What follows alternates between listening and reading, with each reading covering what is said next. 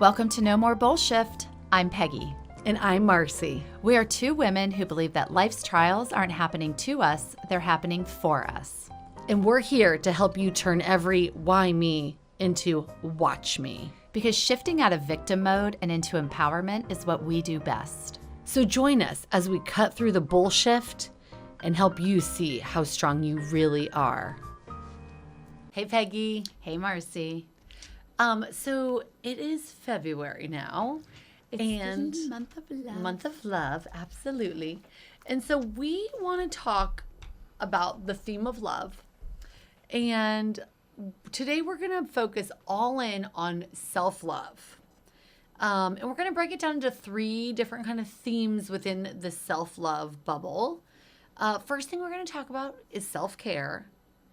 And then your inner narrative, like Your self-talk. And then we're going to finish with self-respect and Creating boundaries. Yeah. Yeah. So tell me about your self-care routine. What do you like? What has changed it all? Oh, girl, I self-care hard. If my body doesn't know it's loved, it's got some shadow work to do, because I am telling you right now, I show it love. Some of my self-care routines are sauna. You're a sauna girly also, love a sauna. So I try to get in the sauna at least once a week. I don't have one in my house. Story for another day. I'm manifesting it. So I do that. I definitely take care of my skin. I love a massage. I work out. I eat well. I try to hydrate well. Like, I do as much as possible to show my body how much I appreciate it. That's good. Yeah. Yeah. I love that. Oh, and I read and I journal. Yes, you do. Yeah, You're I'm really a good at that. journaler. You are. Yeah. You are. But I think people, when they hear my self-care routines, they're just like, that's impossible. But I'm up most days at 4 a.m. Yes. So I can fit in the time to love myself. Otherwise, the day just gets past me and there is no time. Right. And you want to do other things. I have to do other things. I mean, Yeah. life marches on. Right. And when you self-care hard, it takes time. Yes. You have to build that time in for yourself. Yes. So I guess that's the other thing. I schedule time for myself. Yeah. That's good. That's really good. And Yeah. girls' weekends, I'm good about that. I do girl trips. I spend time connecting with other women. That's really important to me in my self-care journey. How about you? That's good. I definitely work out, and I work out. I do take care of my skin and hair, and I love the beauty things because of like the salon industry, and sometimes I feel like it's market research. And then I do It's a write-off. for sure. I also love sauna, and I do have one at my house. And a lot of times I like to really think about future Marcy and hooking her up. And I think it's almost like a form of self-care. And I like that all the things you said were very overall down to earth. It's not like, I have to go to Mexico once a month to get this spa treatment. No, these are all everyday little things. I also try to eat well and grow muscle and just and stretch and work out and all those good things. And sometimes when I am doing something like starting my laundry, even if it's 8 o'clock at night and I'm just going to throw it in and then I'll switch it, I have a little jingle I'll sing to myself, and it's future Marcy will thank you. So I'm always doing things for future Marcy. I love it. Yeah. And so I'd say that I am struggling but working on resting. Resting is not my strength, but I'm learning. And I recently had some blood work done or whatever, hormone work done. And then I had everything looked at by Happy Hormone Cottage, not sponsored. But it was interesting because they had said, yes. Call us Happy Calling Hormone. out to you, Happy Hormone. Yes. And the lady was like, you're actually working out too hard. Your body thinks it's in fight or flight, and that's why you're suffering with these PMS symptoms, and you should be taking these vitamins. And it was just a good reminder. Sometimes the best self-care is rest. It's doing less, not more. I struggle with that one. Resting. I mean, one could argue that sitting in a sauna is resting, right? True. And you know, the hot tub is resting. I have a hard time just sitting and like watching TV or reading a book even. Like I want to listen to my books because I can listen to a book and I can do something else while Like I'm doing multitask. that. Yeah. I can't remember the last time I just sat and read a book because I'm listening all the time to the books because I'm cleaning or I'm cooking or Right. I'm organizing. I'm always doing something while I'm doing those things. So I Yeah. do think I have an area of opportunity around rest for sure. Yeah, that's true. I also think podcast listening is kind of a form of self-love, just like prioritizing yourself, like letting yourself do something guilt and shame-free for just your enjoyment. Yeah, and I think the important thing on this topic is it's very personal. Yes. Yeah. Good point. It doesn't have to look like what ours looks like. It Right. doesn't have to be that you get up at 4 a.m. to get your self-care in every right. day, right? It Totally. can be listening to that podcast you love versus returning that call that can wait till you get to the office. Yes, very true. A couple years ago, I had this little group. It was me and two other moms, and we had something we called Lunch Club. And it was once a week, and we would go to a different random restaurant. And we went to like all kinds of cool random restaurants. Like we went to this Ethiopian restaurant and like a Middle Eastern restaurant, and we would just have lunch once a week. And it was such a fun little treat.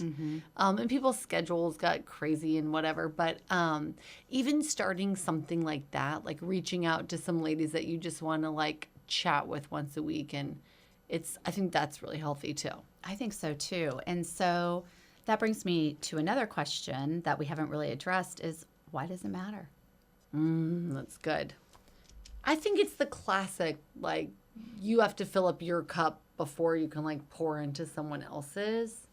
And I am a huge believer in if you burn it hard, like, both ends of the candle, your body will stop working like it used, like your body will stop you. Like it'll be like, oh, you think we can do this forever? Let me show you. Whether that's with like an injury or a health thing or whatever, like your body's going to force you to rest if you're not recharging your battery and just running it till empty every day. Yeah, there's a whole book on that called The Body Keeps the Score. Oh yeah. It's amazing, but it's true. If you aren't taking time for yourself to pour into yourself, regulating your nervous system. It's so critical to keep your nervous system regulated because when your nervous system is not regulated, you are in that fight or flight mode and your body is storing that. All that cortisol that is just getting spiked and spiked and spiked, and you aren't taking any time for yourself to bring it down, to hear your thoughts, to get in touch with how do I feel? You're just bypassing all of that. It's getting stored in your body and it is going to show up. I think another good point to bring up in all of this, like the self-love and self-care, is if you're really wrestling with something, if something's really bothering you, rather than just like continue the emotional wrestle, I think it's better to pause and look at that thought and say, how do I fix it? How do I change it? What is this thing?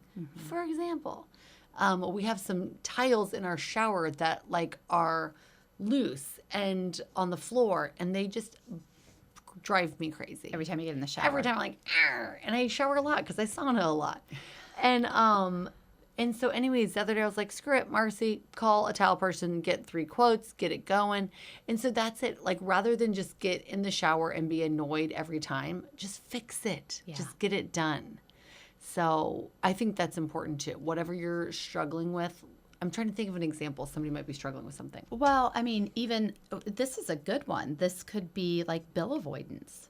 You know, the bills come in the mail and you just stick them in a pile because you don't want to take the time to sit down. Even if you have the money, everybody's got so interesting scarcity mindset. It's like it hits everyone regardless. You don't have it or you have it. That scarcity can still live there.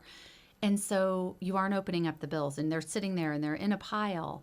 And you see that pile and it's just gnawing at you. I got to take care of that. I got to take care of that. And it's in the back of your head every time and you can't relax. Instead of just taking 10 minutes. Right. sit down, Right. go through it, Yep. pay the bills, and move on. You're going to feel so much better and Yes. lighter when you do that. And do you consider that self-care? I do. I Yeah. think tackling the thing you're afraid of is a form of self-care. I could always Because I see think that. it's like holding you back. Because even if, let's say you go to the sauna 5 days a week, if in the back of your head you're sitting there stressing out in the sauna, Yes. it's not doing you any good. True. Right? So It's like freeing up space in it's your freeing head. up the space. Yeah, I could see that. So my question to you then is, let's say a lot of women struggle with this. I don't think as many women as we think take care of themselves the way that maybe would be in their highest good. Okay.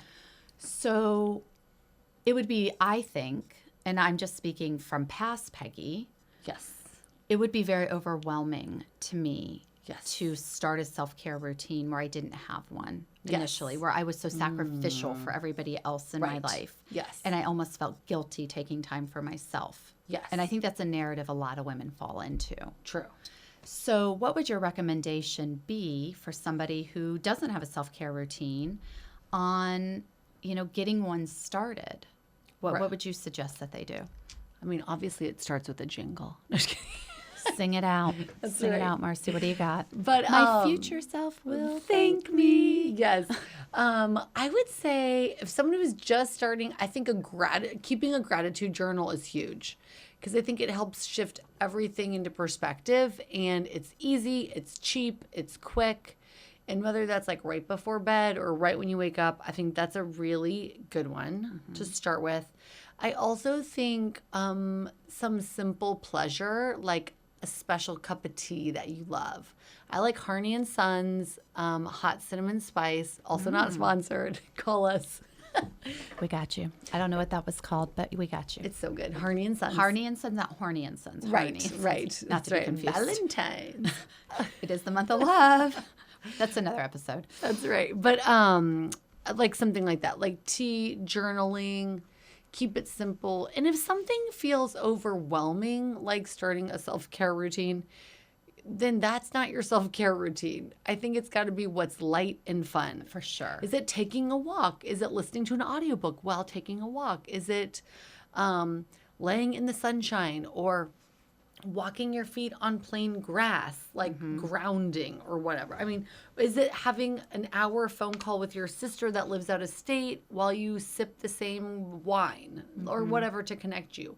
Like whatever that thing is that like feels happy and light and good, that's the self-care. Yeah, I definitely agree. I think just to add on to that is build your self-care.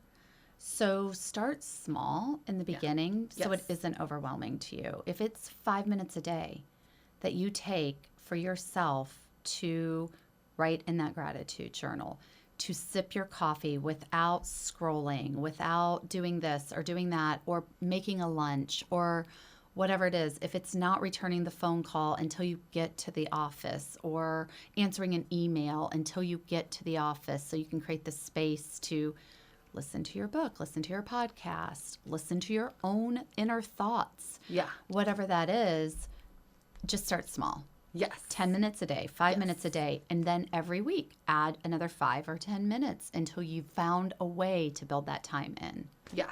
I love that. I Okay. think that's good. Okay, so there's your self-care. Next, we're going to go to self-talk. Ooh, this is a big one. This is. Okay, share what you were sharing with me, Peggy, about your recent discovery on this. So I'm in a book club right now for a book called The Untethered Soul, and it's awesome. And we are breaking it down very like section by section. We aren't reading it all at once because it's pretty heavy, and it comes with a journal. And so the first part of this is all about separating yourself from your roles. So like getting down to the I am. Who is the I am? So I am Stephen's wife of 30 years. Well, is that who I am? Because if he were to have something happen, God forbid, and he was not there anymore, do I cease to exist? No, I'm somebody beyond that. So then who am I beyond that? And it's getting down to who are you? So part of that process is your inner narrative, your consciousness. So you being the witness to and the observer to your humanity. Yes. And part of that is that running dialogue that's in your head all the time, who's telling you who you are. And, there's always, we never are in silence. There's always this running loop. And so you're analyzing, like, what is this running loop in my head? And I was really like, I'm journaling and I'm like, I don't want to shut down my inner voice. I love her. Mm-hmm. She's awesome. She's like so positive and she's always building me up and she's like the best of me, and all of these things. So I'm writing that and I'm telling the other women in the group with me, I'm like, I don't necessarily agree with this book. I actually think like, why wouldn't I feel my humanity? Why would I want to separate from my roles and who I am in my life? Isn't that why I'm here, is to experience all of this? And I don't want to shut down my inner voice. I love my inner voice. And they're like, ours is not like that at all. Mm-hmm. Ours is telling us these negative things all the time. I would love to shut it up. And it really got me thinking, like, how many of us are doing that? Like, I think more than I realize have this negative self-talk. Yeah. That's tearing you down more often than it's building you up. So you tell me how that works for you. Definitely, I can be really hard on myself. And I think my standards are just extremely high for myself. But I'm working on it like everybody. And when I'm at my most disciplined moments, like in life coaching, we talk about a thought download. And you just set a timer for 10 or 15 minutes, and then you just write and write and write and write. And it's everything and anything that comes to your head. Like, I love goldfish crackers. What am I making for dinner? Why am I such a bad mom? Blah, blah, blah, blah. I mean, it's just like blah, blah, blah, blah. And then after that many minutes, you look at it, and it looks like you just opened the door to the messiest bedroom you've ever seen. But you're supposed to look at that thought download without judgment and just kind of start to pick it apart. And some of these things we plug into a model, which is a life coaching thing, and you kind of can disprove them true. Mm-hmm. But it's really powerful. It's almost like fish in a bowl, and there's so many fish. And when you get them out on paper, you're just like, you're giving the water some space. You're giving the other fish space to swim. Mm-hmm. It's less chaos. And when I'm very disciplined in doing this a lot, there's definitely a more positive shift because I am disproving some of these negative thought loops in my head. But it's a conscious effort that you make to disprove the negative thoughts. Yeah. So like what would be a negative thought that would maybe come in for you? Oh, like I'm a terrible mom or something. But then I can think, no, I'm a great mom. We always have gas in the cars. We always have a roof over our head. The heat is on when it's cold and the air conditioning's on when it's hot. There's always food in the fridge. Even if my kids ate every single morsel of food in the fridge, there'd be more food that night. I'd make it happen. Mm-hmm. But in the past, I can compare myself to very, very type A moms, which is so not me, and judge myself against that. Like literally my kids know I don't check emails. My friends know I don't do email. It's like a joke. Like if my kids get in trouble at school, the principal or teacher would be like, I'm going to email your mom. And my kids are like, please do. Like, go for it. But then I've realized over time and with maturing and everything, like, I'm okay. Like, this is who I'm meant to be. Even though I'm not type A, I am fun. I am creative. I value opportunities of giving back and charity work is huge to my family. Mm-hmm. And those are ways I'm great. I'm a great mom. Mm-hmm. But like that thought could just totally pop in my head. It's interesting hearing you talk. And I was thinking about myself as a mom, and I admittedly didn't nail it. You know what I mean? Like lots of regrets. But when I went to that thought, like, oh, well, I do have lots of regrets, immediately in real time, this just happened. My voice came in and was like, every mom has regrets. Like, oh, it's good. Why hold on to that? You got to let that go. Because if you hold on, like this is literally while you were talking, my voice was saying, if you hold on to that, you're going to rob yourself from the opportunity of being a great mom now. Ooh, it's good. And that is like the thought. Those are the thoughts yes. that shift in my head in real time immediately. Powerful. Yeah. That means you've like really strengthened that muscle. I do think, like I was thinking about it while you were talking, like what have I done? Was it the weight loss? I definitely think during the weight loss process, because there's so much of an emotional component, that to be able to lose weight for good, you absolutely have to stop avoiding the emotional patterns that you fall into, which is why you numb with food or you numb with these self-destructive patterns in whatever area of your life. And so I did in the beginning do a lot of journaling around those negative thoughts. I did a lot, what they call it shadow work. I did a lot of shadow work. So I think in the beginning of my, well, probably more like the middle of my weight loss journey, I was very, very intentional at identifying the thoughts that kept me stuck in patterns. Yes. And then I did some therapy, and I think that helped. And now, honestly, I think this is going to sound so silly, but one of the things I do every day, I do it in the morning, I do it when I go to sleep, is I listen to positive affirmation subliminals while I'm sleeping. Yeah. So it's constantly coming in. I am statements of I am this, I am this, I am this, and it's all positive. Yeah. And then when I wake up in the morning, I have a Louise Hay from Hay How. I love her, that I listen to for about 25 minutes. That's like right in that twilight time before you're fully awake and you're still kind of like could go back to sleep. And it doesn't matter if you're asleep, your brain is absorbing that messaging. Yeah. And I kind of thought that was bullshit, to be honest, Yeah. when I first started it. But it was one of those things, well, I'll just F around and find out what could it hurt. Yes. And I do now see that I actually think that's what's done this. Yeah, that's because my amazing. brain won't even tolerate a negative thought. Wow. That's And awesome. it's not like it doesn't try to come in. It just shuts it down. And I don't think it's bypassing Yes. because I've done the work. Like Right. I've not admitted these things to myself. I've done it. I've cried the tears. I've released it. Yes. And I think that also is part of the process that I've done is I've been very intentional about releasing it. Yeah, that's good. So, and then once it's been released, trusting that. Like I let it go.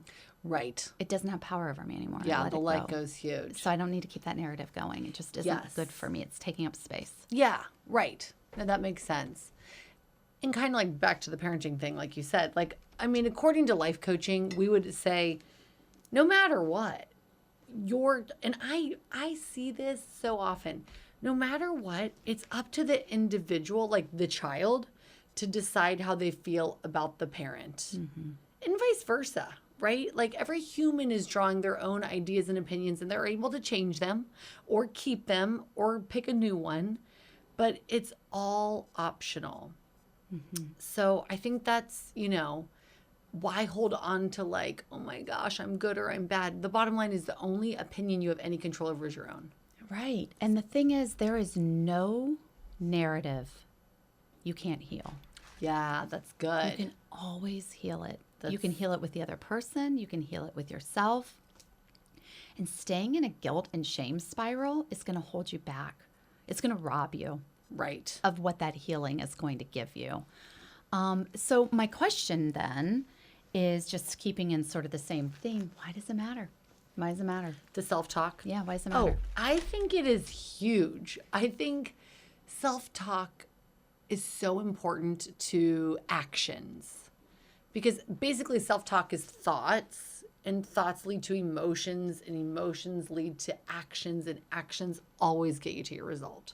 Yeah, I think self-talk is the foundation, to be honest, on every problem you've got, everything you want in your life. It starts here because what your brain believes is Yes. what your reality is. True. It's going, like you've said It'll a prove million it. times, That's it's going to right. try to prove it. Yep. That is a core manifestation principle. It's Yes. a core universal law. Yeah. What you tell yourself is true, even if you don't believe it. Right. If you speak it, your words are spells. Your word is your wand or your sword, and I will die on that.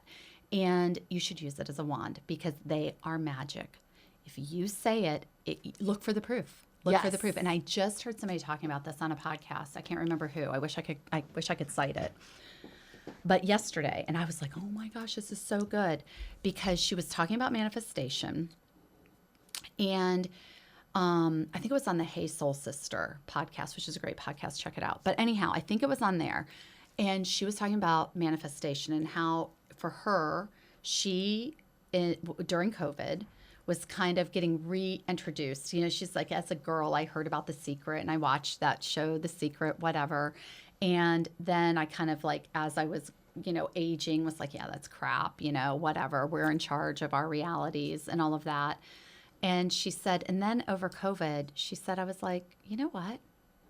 I'm just going to F around and find out. Right. What do I have to lose? Right. If I'm going to employ these principles of manifestation and just see. Just see what happens. And she said, now I'm a manifestation coach because every time I proved it worked. And she said, so now I just tell my clients, okay, just try it. Give yourself 6 months of just employing these principles and see what happens. And she said, you're going to get proved right every time. And every time they are. Wow. And one of the core principles is what you speak becomes your reality. Like what you believe is what you will receive. I love it. The universe will move everything. Your brain will move everything to prove it's true. And here's an example. Let's say you buy, like my car is an unusual color. Yeah. Had never seen that color until I bought my car. Pull it up, drive it out of the lot. Everywhere I look, I see the color of that car. I never noticed the color of that car till I bought that car. My brain had filtered it out. There are too many things coming at us. Right. But then once it was introduced to me, my brain's like, no, I'm going to prove to you there are lots of cars that color. Yeah. Now there are so many cars that color that I go into a lot and sometimes I walk up to the wrong one. And it is an unusual color. Yeah. But I never noticed it until I owned it. Yes. You know, that's how our brains work. Right. It filters it all out. But the things we start to tell it are the things we start to notice. Right. That's huge. Whether we believe it or not. How to shift like the self-talk when it's really negative.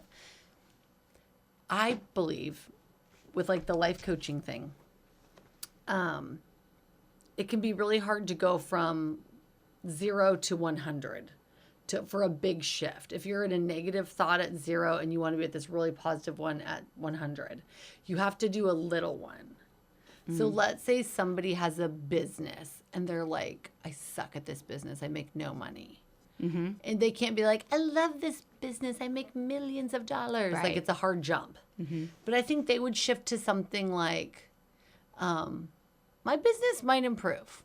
Like it could improve. Or I'm just new. I'm a new baby business and everyone starts here and watch me climb a little bit. Like, let's see where it goes. And actually I want to give you an example of this because I think examples are powerful. I'm not going to use names because of HIPAA. Okay. One of my clients. Does HIPAA apply in the cosmetology world? 100%. Oh, it does. It's huge. Okay. They tell us everything. It's huge. Okay, so one of my clients was dating this guy and every holiday season, well, they had dated for a few years. And like the gentleman had a sibling that like couldn't stand the girlfriend. And it always caused this huge rift. And it really bothered the girlfriend. And I did the girlfriend's hair and she was like so upset. And she was like, here we go again. Here comes Christmas again. Oh my gosh. They broke up once. They got back together. I mean, so Christmas is coming up again after they'd gotten back together. And they had gotten back together in a major way. He like, after the breakup from the sibling drama, he had like said, come over for your birthday because she had no other major plans. He made her her favorite dinner, typed up a menu. Oh. And it was like, Fancy. you know, yes, her favorite pate, her favorite dessert. I mean, like he like pulled out all the stops. And then he gave her a gift, which was a picture of them framed, wrapped up. So cute. Anyway, so they're back together. Holidays are coming. And she's like, oh, this is what happens. He chooses his family over me and his siblings over me. And I just said, and she's like, we're going to break up. This is terrible. I can't be in a relationship like this. And I just said, hey, what percentage would you say of this relationship is good? Like, what would you say? And she's like, gosh, probably like 90% of the time, 95 maybe. And I was like, okay, so like, let's just say that's like just 2 weeks out of the year are not good. So you got 50 good weeks and you're willing to throw this relationship away for 2 bad weeks. Here's what I think you should. And she, like, I could see the light bulbs going off because the thought was shifting. Mm-hmm. And she, and I said, here's what I would do. I would write a note to your boyfriend and it would say, dear Bill, that's not his name, but I want to just make it that. Dear Bill, sorry, my presents are going to be a little delayed this year. You and your girlfriend are going to have a fun, sexy Christmas starting in January on this date. Can't wait. It's going to be so fun. And I would just give him this little Santa, love Santa Claus. And I would give him this note and be like, babe, tell me how I can help you prep for your family's visit. I'm going to be with my children and my parents and do our Christmas. And we'll have our Christmas in January. And it'll be like really fun to have a couple extra gifts at the end of it all. Guess what? They're still together. Okay. So my point is like, mic drop. That's right. Shift your thought. And that's the same with self-talk. Like if you're like, I'm so ugly or I'm so fat, you need to shift it and think, poke holes in it. Like, what if, like, let's have some gratitude for the body. Mm-hmm. Like, my arms work, my legs work. Your face isn't scarred up. You've got all your limbs. You're not a burn victim that was, right. Yes. And even if you are still beautiful. Exactly. Yes. And it's, I think, just choosing those thoughts. And I mean, if you could wave a magic wand, like that movie, I Feel Pretty, and it's so good. It's so good. She just walks out so confidently, but like, I just think it's about being aware of the negative thought and then making an effort to tweak it. And I think that movie was such a good example to bring up, Marcy, because you see her in the beginning with this like such low self-esteem and she's just disgusted with herself. And then, she falls off the bike and she's like, I'm hot. Look at me. Yes. Like I am like this hot woman. And the world shifted around her. Right. She had one reality in this thought pattern. Yep. Nothing changed except how she felt about herself, and then the world shifted around her and proved that true. Yes. She looked exactly the same. Right. And you should see the movie if you haven't seen it. It's so good. I Feel Pretty with Amy Schumer. So good. And great, great, great message.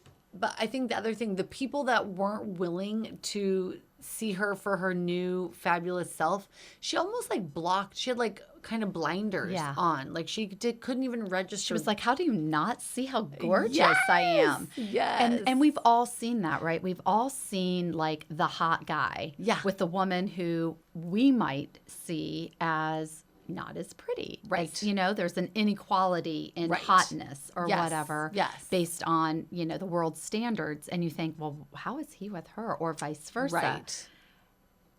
When you are standing confidently in your truth. Totally. You magnetize the world to you. Yeah. It doesn't matter. I agree. These things don't matter. And I saw today a clip on Instagram of Oprah. Yes. Back before she was Oprah. She was just starting her talk show. And, here she is, this overweight Black woman who comes from poverty. And she's starting a talk show at a time when, it's like a podcast. Everybody's got a talk show, right? They're all trying to make it. This was like the big time thing at the time. And they're interviewing her. And they asked her, and I forget exactly how she replied, but they asked her, what if you don't make it? And she said, it won't change my life one way or the other. Like, I'd love to make it. Yeah. That would be great. I obviously am doing this because I would love to be a popular talk show host. Right. But my life will not be any less great if I don't.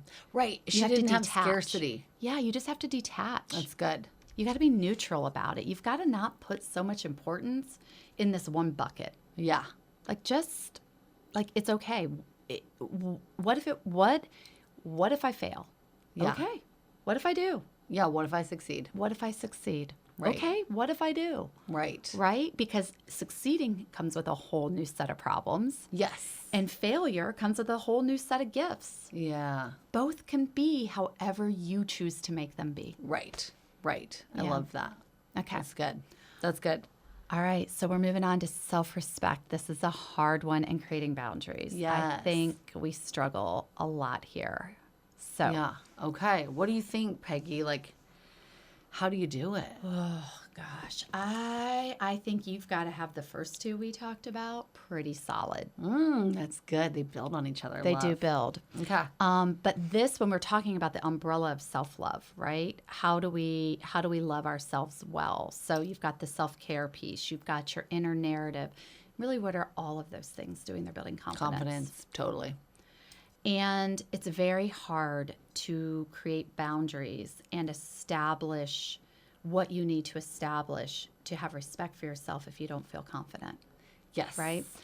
But where are areas where we sell ourselves out, where we let boundaries get blurred or we don't set boundaries?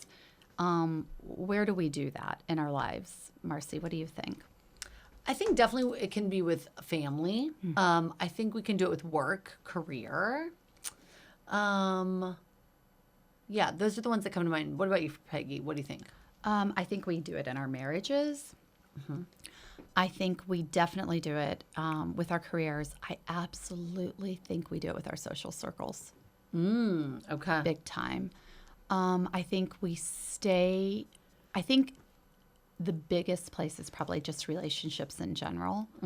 I think we stay in relationships that are not serving our highest goods, or we're allowing narratives in relationships. They still might be really great relationships, but we're allowing patterns to play out in those relationships Yeah. that are not authentic to who we are, who we want to be. Yes. Because we've fallen into these patterns and we can't see a way out. Yes. Just like we've done this for 30 years. We've done this. If I'm not friends with these people, well, then who yes. are my people? Right. I'd rather be at least included in something than nothing. And we can't see a world beyond that. Right. And just because this person's been, I fell into this. Like, they've been my friend for a decade. They've been my friend for, 2 decades. And who am I without them? Yeah. Who will want me as a friend if I don't have them? And then something that ran on a loop in my head when I was starting to create some of these boundaries was it takes a long time to build an old friend. Am I willing to let these friends go, even though I don't feel like myself around them? I have to compromise so much of who I am to fit into the rooms that I'm in with these people. Yes. And did you used to fit in them and then you just kind of grew a different direction than they did? Yeah, I think I thought I fit in them. Yes. And I think at the time I did. Sure. And then I think as I started to do the healing work on myself, I started to see where I wore masks to keep myself safe. And keep yourself in the fold. Right. And then as I started to say, well, I'm not going to wear those masks anymore. Like that, I'm going to go back if I don't shift this. And I love myself too much to let the work I've done fall right back into the old patterns. And so I've got to start to create a new relationship here. And so in stepping into my truth, what ended up happening is it became very clear where those relationships were built on a narrative, a role I needed to play Yeah. in that dynamic that I was no longer playing. And so I was no longer welcome there as Wow. that version of myself, as this version of myself. So you made the boundary by like being authentic to yourself. Did they make the boundary like get out of here? I think it was not so overt. Yes. It wasn't mean girl. It wasn't Right. overt mean girl Right. behavior. It was more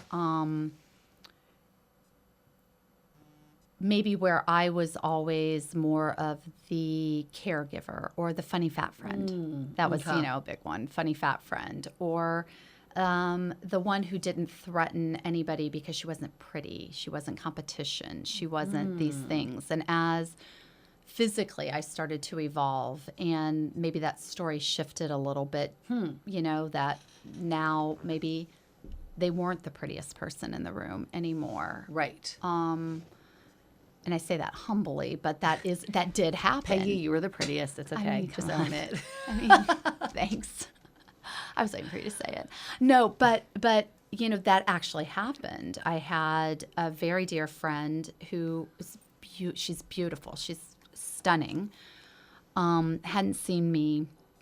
And when I was losing my weight, it'd be like 2 months, you losing 30 pounds. It's just Wow. dropping, right? And Wow. so she hadn't seen me on my most recent drop and, came and picked me up to go meet some friends. And I was in a new size and I'd gotten some new clothes because I was getting ready to go on a trip. And of course, I brought it that night because we were going to see some people I hadn't seen in a while. And when the door opened, I mean, she always is the prettiest one in the room. She looked at me and she goes, fuck. And I was like, what? And she goes, I wasn't prepared. I said, you weren't prepared for what? She goes, I was not prepared for you to look better than me. Wow. Because that was the first time in our relationship. Maybe that was true, maybe it wasn't, but in her mind, that was true. Sure, Like I'm not going to say I did or I didn't, but in her mind, I did. And that shook her identity That of upset her. always being the prettiest one in the room. Yeah. And when that happened, I had our friendship did not end then. It ended much later. But I had a very clear moment of, we're not going to be friends for much longer. Wow. You had this like insight. Yeah. I'm not playing a role I needed to play Interesting. in this relationship anymore. Wow. Yeah. Yeah. Yeah. So I think when you start to realize those things, it sort of becomes mutually obvious. Yeah. And it's when we try to hold on and we try to make something stick Right.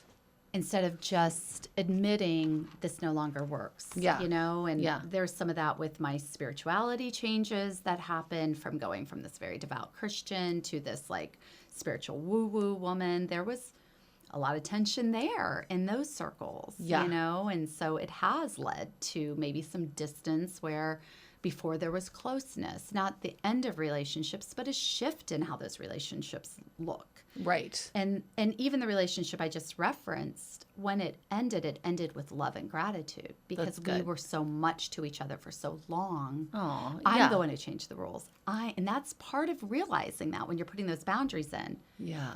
When you start to step into your authenticity, when you start to step into self-love and you're taking Confidence. care of yourself and you're getting more confident, you are the one changing the rules in those relationships. Yeah. Right. You are no longer the person You were. you were. And you can't Right. expect everybody to just catch up overnight. True. You've got to give Very them grace true. and time. Very true. Yeah. No, I agree with that. The other thing I blame is television. Like I can recall a couple different friend groups I had where I was like, oh my gosh, we'll be friends forever. We'll be like golden girls. This is like everything. And then something happens and it like dissolved. And I was like, oh my gosh, I thought we were going to be golden girls. What happened? But then I was like, nope, now I'll go meet some new friends. Like pick yourself up, dust yourself off, And that particular like friend drama that happened with that woman, I think I was really shocked and shocked in the fact like I thought I was old enough and I thought I was a better read on humans. Like I thought I've graduated all that. I'm beyond middle school and high school and I'll read all the people and I'll be all the friends with the people. But it wasn't the case. Like, this instance happened and I just thought, yeah, no, you're not who I thought you were and I'm out. And now things are fine. It's like civil and I've chatted with her like here and there. I think she initially like blocked me on social media and stuff. But yeah, and then I found other friends. And I think that's really important is when you start to create boundaries, it doesn't mean you're automatically going to lose people in your life. It doesn't automatically mean that. But it does mean you probably will. And you've got to know that going in. But then the other thing is if you were holding on to that relationship and you kept it going and you kept fighting for it and you weren't willing to let that relationship go or other relationships as those sort of sticky things start to come up, you're keeping all of that space for the soul aligned. Like we wouldn't have been friends. Right? We wouldn't have time for that. Yeah, Because we'd have been so busy putting Great our energy point. into these relationships that aren't Yes. for us. Yes. And when we're in it, we can't see that because all we can see is I'm going to be lonely and I am built for connection. Right. I think that's the fear. It's the caveman brain, afraid of being alone.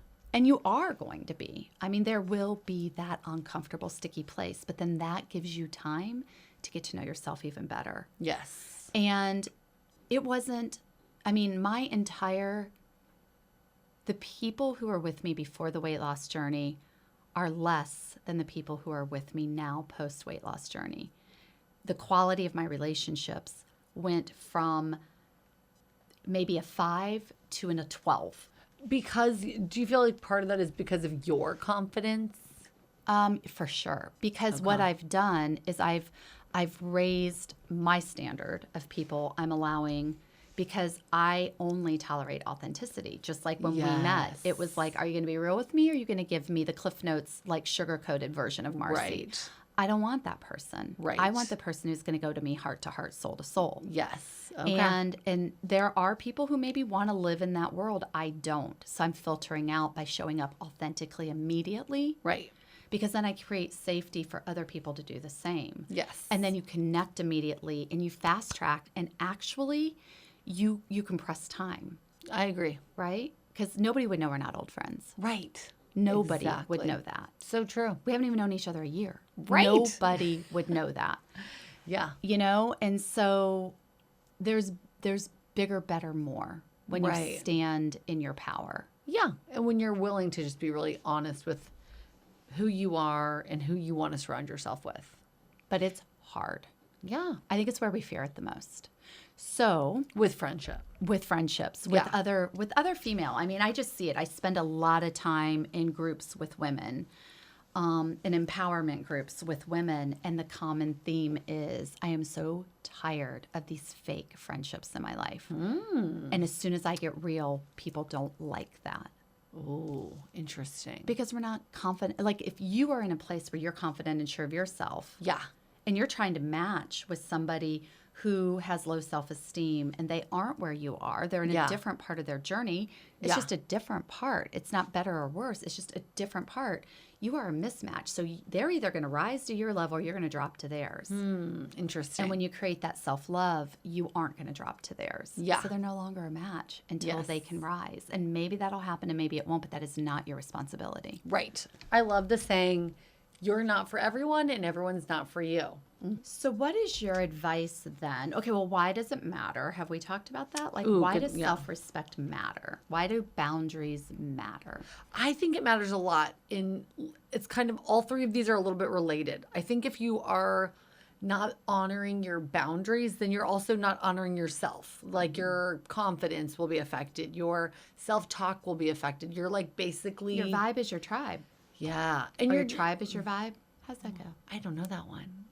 You've never heard? I've totally got it painted on a little dish in my office. I think it is your tribe is your vibe. Okay. Like, and that's kind of like you're most similar to the 10 people you see the most or whatever that little saying is. Yeah, like what you're saying. Like the Yes. people you're around, it's going to Yes. impact your self-talk. It's going to impact, Right. It's all together. And I think also sometimes somebody might not like you because you're showing them something in themselves they don't like or what they're not doing. The mirror. Yes, it's a total mirror.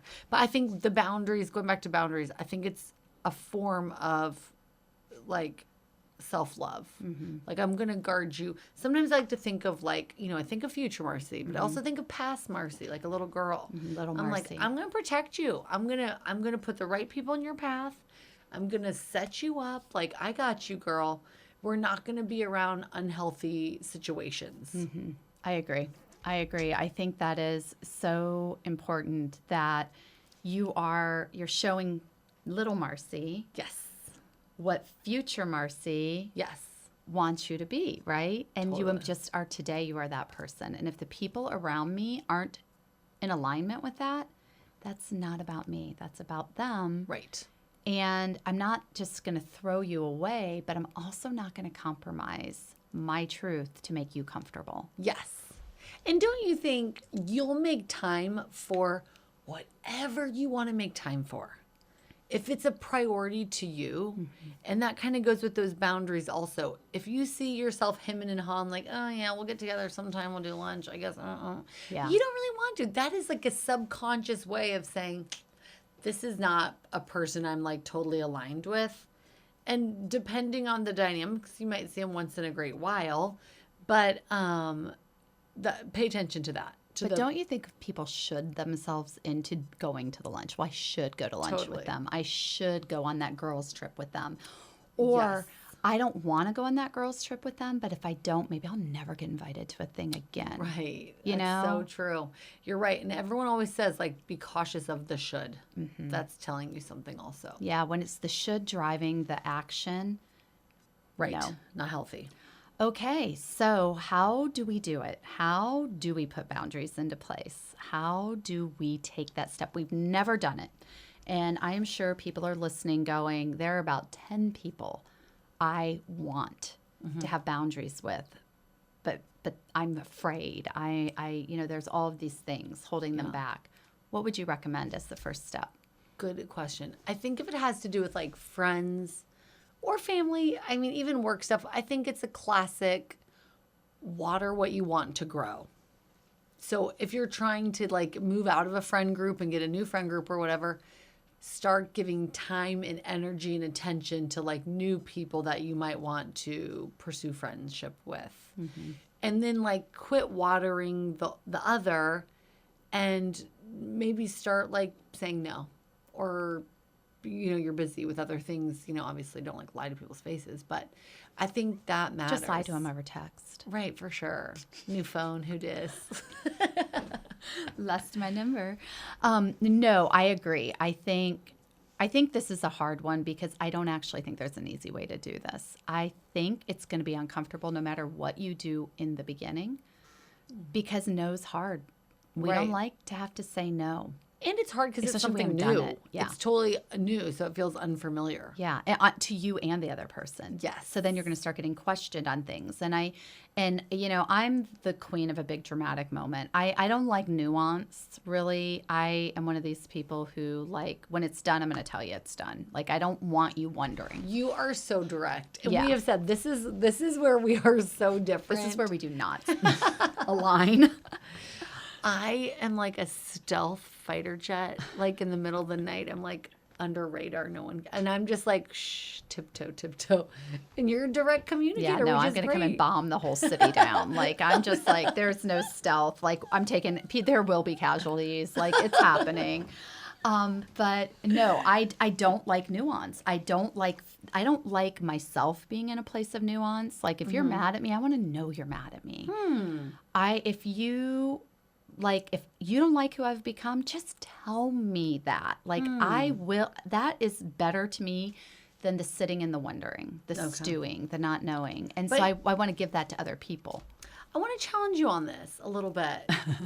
Here we go. So if you like that, like you want someone to tell you, like, I don't like your spiritual journey or whatever, that you lost weight or whatever, why do you care about their opinion?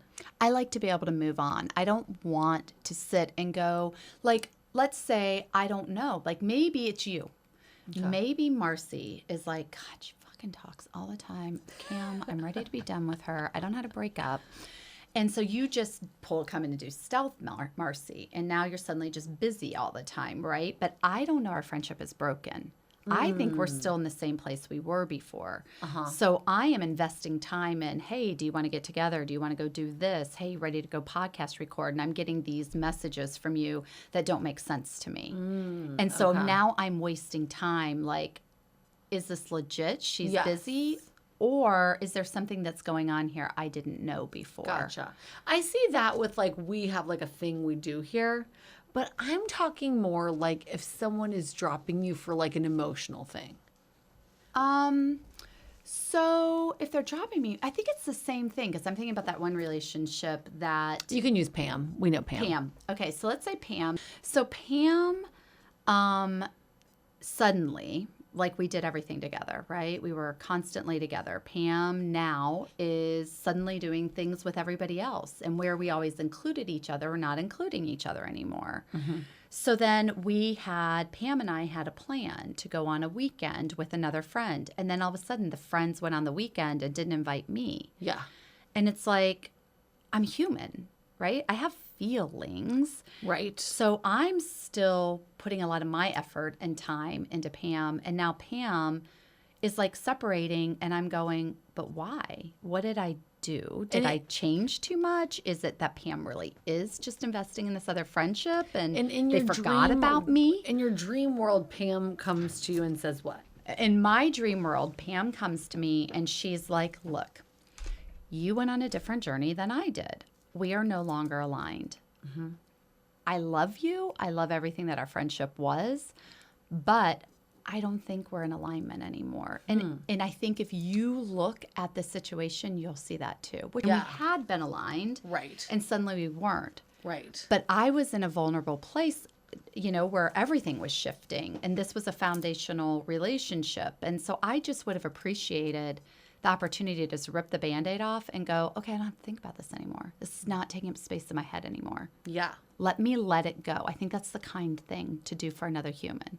Yeah. And ultimately, I am the one who broke up with Pam when it came down to it. But it was these little moments of, I don't think that's very respectful of me. Like we had this plan for this weekend and then suddenly you go on it and you didn't even tell me.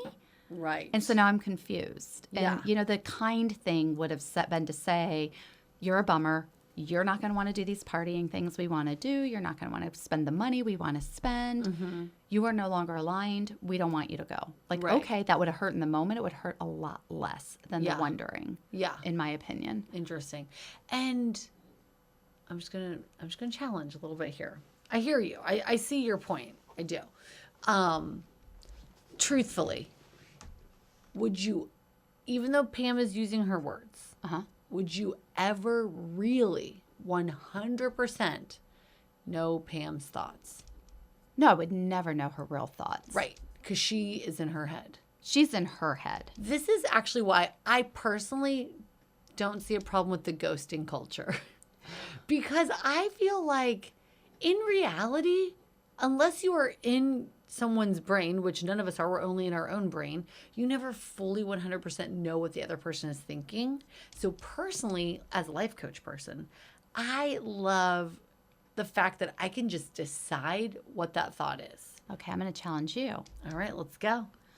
I think even if I got a narrative and maybe that narrative didn't match the thought 100% bubble. 100% authentic or whatever. Yeah. Yeah, even if it didn't match the thought bubble. Yes. But I was given closure. To me, that's respect. That's respect for me. Because when you leave somebody hanging, you are saying, I don't give a shit if you are spiraling out of control over in your house over there trying to figure out what's going on with me. All I care about is me and how I'm proceeding with my life. Interesting. It's kind to give people closure. Interesting. See, it's so funny because to me, I think it's more kind to just like let it be peaceful. No, that's avoidance. Yeah. For you. Yeah, for me, I think... that's avoiding the discomfort of making somebody else uncomfortable. Like if I was the person doing the talking. If you were the ghoster. If you were the one ghosting. But if somebody, like... I think when somebody comes to me and like does that kind of thing, the talk, I don't know. You would rather be ghosted than have somebody end it? I think so. Why? Because I think it's awkward. Well, then that has something to say about work that you need to do, right? Because if it feels awkward to you, you're avoiding discomfort. Like there's always a level of discomfort I think we want to avoid when we don't have those straightforward conversations. Right. And I think honestly, like, I don't really know what's going on in their head. And I'm okay with that. Like they might be wrestling with all kinds of things in their head. And it doesn't have to be this formality. I'm like, it's okay. You're on a journey and I'm on my journey and it's all good. Now, I will say, if it was like Peggy, we're close, we talk multiple times every day, it would be like... That's what I was just about to say. It would be like sever. But if it's somebody that you've been drifting already, I'll just be like, you float on and I'll float on. Agree. I think definitely you have to look at the situation and the level of closeness. Yes, right? Totally. So, but let's be real. When you are creating boundaries with people because relationships have shifted, they're usually the ones that are close to you. Yeah. It's not usually, it's not like my yoga, somebody who I see, I mean, I have very close yoga friends. So if you're listening, it's not you guys I'm referring to. But if there are just people I see every now and then. Yes. And then suddenly we're not aligned anymore. Right. And so I just don't go to the happy hour. You know? No big deal. No big deal. No explanation needed. Right. We're just going. You're busy. Yeah. And maybe we show up at a birthday party and we see each other and it's all fine. Yes. But I'm not going to go out of my way to text you and say, hey, you want to go to happy hour? Right. Like I'm just going to let that go. Let it ride. And I don't think that deserves. But I do think a 10-year relationship, a Yeah. business relationship, a familial relationship, those deserve the respect of the ending. Yeah. Yeah. Interesting. I don't want people losing sleep because I don't know where I stand. Yeah. And you think they would? Yeah, actually, I think people. I mean, I think they would, even if you're not aligned anymore. There's love there. There's love, and what would love do? What would love do for another person? It would give them closure. It wouldn't leave them hanging. It wouldn't leave them spiraling.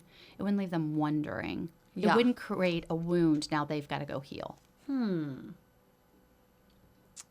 Yeah, I don't know. I just think, like, even so, I don't think anyone in this formula is going to listen to this, so it's okay.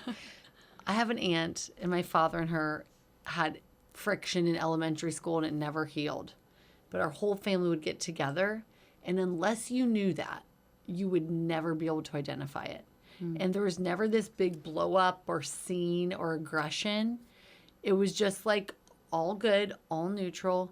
Fast forward, they're much older now, and my dad's wife really likes her, and it has just peacefully mended. There's no friction. There was never a hard conversation. There was never like, I got to tell you, when you did this at 7 years old. Agreed. I don't think you go back and rehash. No, and so it never blew up to the point of not having the close family. Like I'm talking every holiday, everyone was there. And my grandmother had 4 children, all the grandchildren, all the great-grandchildren. It was never like this, we got to talk and it's going to be. Oh, yeah. I think that's actually a really good distinction because there are relationships that you just show grace to. Yeah. And It's not even sometimes they worth heal. it to have the big thing. Sometimes they heal. And that's where you have to use your discernment. yeah. That's where you have to say. But I think there are plenty of relationships we could both think of that can suck the life out of you Yeah. if you don't create the boundary. Oh, for sure. I think, and that's right. Actually, this whole thing on the boundaries, I think, one, it's really like each one is its own situation. For sure. So you got to read that. And if you don't know, write in and we'll tell you what to do. Two, We would love to. we would love to give you advice on that. So it's all situational. And just like everything in the world, there's not one blanket statement like you got to be direct or you got to be Right. avoidant. It's all like kind of fluid. Yeah, there's always a sliding scale. Yes. Right? Yes. So it's not one extreme or the other. You don't have to Yeah. go Marcy and Ghost and Peggy blow it all up. Like, you don't have to do that. And we don't even do that. Right, Like, totally, right? There are points totally. I've seen you create boundaries. Yes. I have seen you Were not they- be were they stealth silent? Marcy. Were they I've silent? seen you not be stealth Marcy. And then there are points in mine where I have been stealth Peggy. Yes. And instead of like burn it all to the ground. I mean, we definitely Yeah. are going to have a sliding scale. Totally. And that's where you really have to sit with it and you have to say, am I going to let everybody catch up with where I am Yeah. and give grace? Am I going to, is this a relationship that I know in my heart of hearts is holding me back from becoming my best self? Yeah. Totally. And you know Yes. right now listening, you know the difference between the two. True. And, or is this just one where, honestly, whether I create a boundary or I don't create a boundary is not going to change the end result of this relationship at all. I'm still going to show up at Christmas. They're still going to be there. So why am I going to blow it up? Right. Why am I going to make it uncomfortable where it doesn't need to be uncomfortable? Yes. Right? Because they happen to like have a different political belief than I do. And they, Sure. over a cocktail at dinner, share Right, it. Like, no, right. we don't need to go make this like the A hill we are thing. going to Yes, die on, yes, you know? Yes. I agree. So definitely you have to use your own discernment. And I don't think you can do that until you know who you are. Yes. You know, that's where you've got to put in these other things. And then I think you need to create a criteria for yourself. Like 1 through 5, where does this fall here? And that's if it good. falls in this category, then you've got to look at how do I do this with respect for myself and the other person? What would Yeah. love do? Right. That's the best. That's right. Okay, I'm going to just recap it and we'll wrap it up. Okay, let's go. Yes. Okay, so for this first episode, self-love, first, figure out a little something for your self-care. Just start small. Bubble bath. Yes, exactly. Keep it simple. Yes. Next, really be on to yourself with your inner narrative and your self-talk. Immediately. So Start important. shifting. Yes. And last, look at any sticky spots in life and kind of realize when you're feeling that confident, that self-love, do we need to put in a boundary and what that looks like. Exactly. Deciding what that looks like. Yeah. I love it. All All right. You right. got this. All right. That's our shift for today. Go live, laugh, and do one bold thing before the next episode drops. Follow us at No More Bullshift and keep the conversation going. Because if you can't laugh about it, You probably still need to shift it.